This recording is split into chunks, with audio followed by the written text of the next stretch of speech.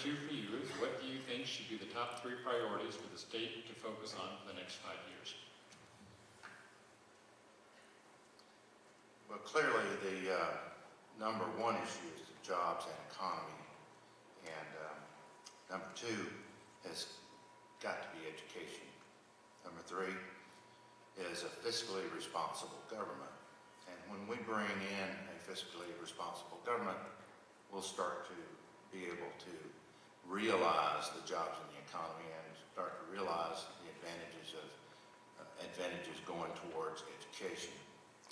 I'm a strong believer that there are jobs in Southeast Kansas. In fact, in my business, we're actually looking for employees right now, and having employed over 250 people in Southeast Kansas, I feel like I can speak from the fact about jobs a little bit, having been unemployed as well, so I've gone both spectrums. But I can tell you there's more to creating jobs than just creating it from the legislative level. There's cooperated efforts between organizations in Pittsburgh and in Southeast Kansas, and I believe that reaching the number 1 priority of jobs and improving the economy is going to need to be creating a cooperative effort between the different organizations that have been put together. Pitt State's got an organization.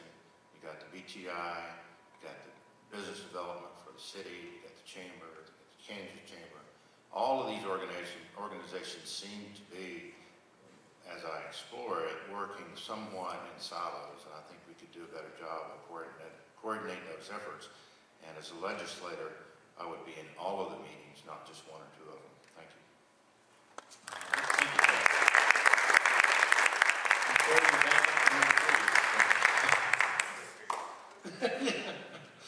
Just happens that way.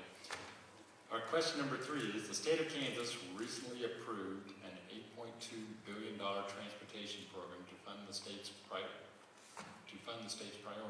However, the state transportation budget has been rated to the tune of $1 billion over the course of the previous 10 years to fund other services and to fill budget gaps.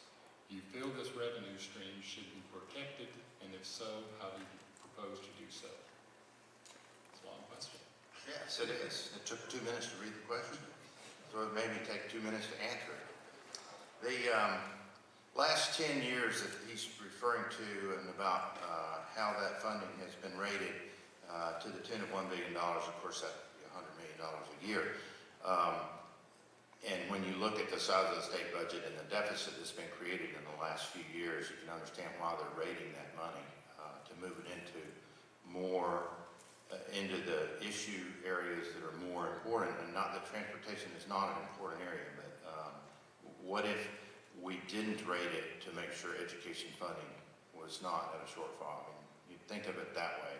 So it's kind of, I'm just now getting some experience in that area. But as far as protecting a new budget for transportation, the first thing you got to understand is one legislature cannot bind the next year's legislature.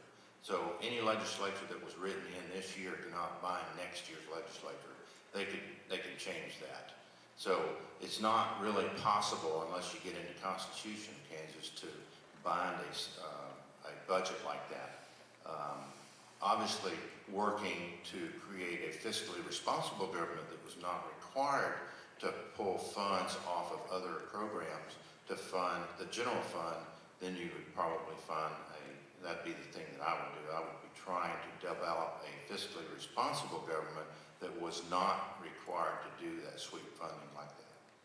Thank you.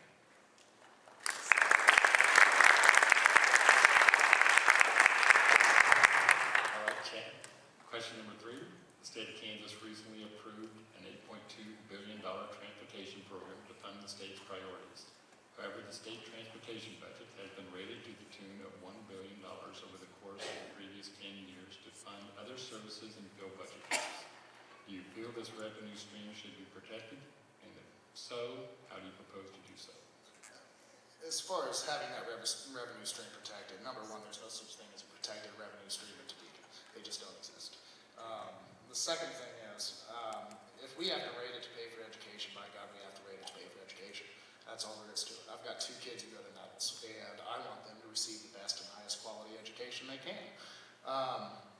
Problem with that is we end up right back to square one, jobs. Until we have more taxpayers, until we have an expanded tax base in this district, we can clamor all we want about education, we can clamor all we want about not rating this fund or not rating this fund or where the money comes from out of the general fund, the local option budget. We can have those debates, they go absolutely nowhere. We get jobs, we get more tax base in this county, and then we have an actual argument to have. We have an actual debate. We can have actual dialogue on how to solve some of these problems. But until we get workers down here who are making a living wage, we're toast, guys. We're toast. The 800-pound gorilla in the room is Montoy. And if any of you are familiar with education, you'll know exactly what Montoy is. Montoy was the Kansas State Supreme Court's decision to force the legislature to levy more taxes. School districts are suing again. For you folks out there who are ready for education reform, it's coming. It's coming in the form of constitutional, pretty much attacks against the legislature. Kansas has been backwards since about 2001, 2002, when Montoy came to full bloom. The NEA and a couple of different organizations are getting ready to sue the state of Kansas in the next legislative session. And they will ask the state Supreme Court to make sure that the legislature levies more taxes on you and make sure they levy more taxes on me. Whether it comes in the form of a 1-cent sales tax increase, or whether it comes in the form of increasing your mill levy, or whether it comes in the form of increasing your property taxes or your income taxes. But we don't talk about these things publicly. We don't have the discourse in public. And that's been one of the problems in Topeka forever, is there's no room for discourse. As far as rating the budget gets rated every year. We just need to bring some of that home to Pittsburgh. Thank you.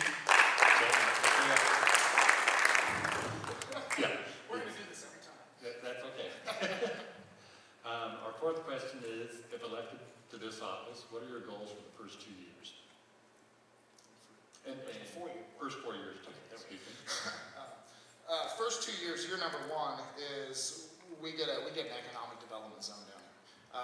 Like I said earlier, you look at the map as far as poverty goes, we are one of the poorest areas in the county. Douglas County is the 4th poorest county in the state. You go up, Riley's number 1 and Wyandotte County's number 2. Cherokee County, although it gets a bad rap in here, Cherokee County is actually sitting at about 11% in the poverty level right now. Until we bring jobs, and until we give small businesses, and until we give existing businesses place to grow. If you've ever heard of the Pittsburgh Community Garden, I'm active out there. That's kind of my baby. We tilled up 3 acres worth of land, and we planted seeds, and we watched them grow. This year we'll donate over 10,000 pounds of vegetables to Wesley House. You kind of have to grow jobs the same way. You have to get in there, you have to get your hands dirty, and you have to talk to a hell of a lot of people, or you won't get any support. Jobs are a tricky thing. Jobs don't like to come, and jobs don't like to stay. We've all seen this with Superior. We've seen it with Altech Brakes. We've seen it with 1106. We've seen it with Zapp's. Now, as far as experience goes, I had my first job when I was 13 because I wanted to buy a pair of Nikes. When I got done in that service, I spent 17 years in the food service industry. I spent 6 years of that as a profit and loss accountable manager, managing a heck of a lot more than 250 people over that career. I've managed low-income people, I've managed high-income people, I've managed anybody in between. And the one thing that they all have in common is they want security for their family, they want roads that don't tear the crap out of their cars, and they want a top-rate education for their kids. We cannot give people roads, we can't give them education, we can't give them the social services we need until we create the jobs. And by God, we got to cut the taxes to do it. And we have to cut the taxes on the new businesses. The existing businesses are going to get their share once we get the tax base up and going. But if we want to talk about any of these other ideas, we have to talk about growing the tax base. Thank you. Carrie, question number 4 for you. If elected to this office, what are your goals for the first 2 years and the first 4 years? You know, my bank doesn't even ask me for a 4-year business plan. I don't know how you can expect me to give you one, having never been in the legislature before, but I'll talk about 2 years. I guess my goal for the 4-year would be to get elected the second time. But let's talk just a minute about budget. You know, the budget seems to have increased about, I think 30% over the last 5 years for the state, and I know that salaries have not increased in my business, and probably not in Chad's business either, 30%, or anything of the like, and I know that I'm not just talking salaries here, but I do know there were some 15% salary increases handed out at the state level this year, and that we should be taking and asking ourselves, or at least asking our legislators some questions. How can this be in such a poor economy? So if we're asking the right questions, then we're doing the right thing, is to try to fix the economy and fix the jobs needed in Southeast Kansas. What was the question, Brian? Sorry. What are my goals?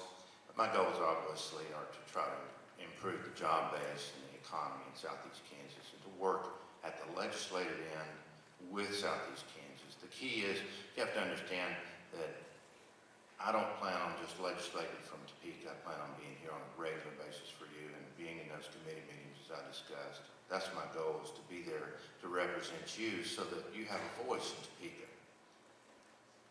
Second to that would be to try to build a more fiscally responsible government, a government that could operate on a budget just like my business has to, and operate on a business plan just like my business has to.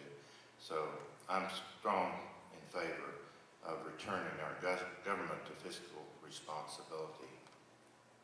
I got a few more minutes. Well, 4 seconds. Okay. I'll tell you after this. We're going to closing, right? We're going to closing right okay, now. well, all Right right. there. I'll just keep talking here. Here we go. You got the timer going there. I want you done. Yeah. Well, talking about fiscal responsibility, I don't believe that's been done in the last few years. I mean, if you look at it, in just 6 short years ago, when we probably all, just about everybody in this room remembers, we had a $1.1 billion surplus in the state of Kansas. And we managed to cut that in half in the first 2 years of that. We managed to reduce it, I believe, in the next 2 years to zero, and we're actually, I think this budget went over, we had a $10 million deficit, $200 million deficit this time.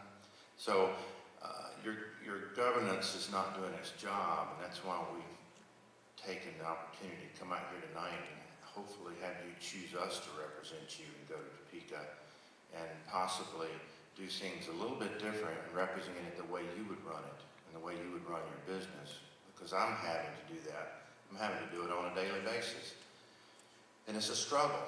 And so I'm very familiar and have experience with what a struggle can be like. The thing, like I said in the beginning of this, is that now's the time for the Republican Party to choose the person that's going to be their candidate. So it's really the election of elections. It's not an election against me, against Chad. It's actually, who are you looking for that has the most experience to do the job? I believe that I'm the right person for the job because I've had certainly a lot more experience at loss and failure and recovery and, of course, operating fiscally responsible. I want to return our state to a fiscally responsible state, and I believe the jobs will come with that. We'll have a better economy, a better place to live, and I hope that you'll give me the opportunity to represent you, because I'm going to give you the time, I'm going to give you the talent, and I'm going to trust you'll make the right decision.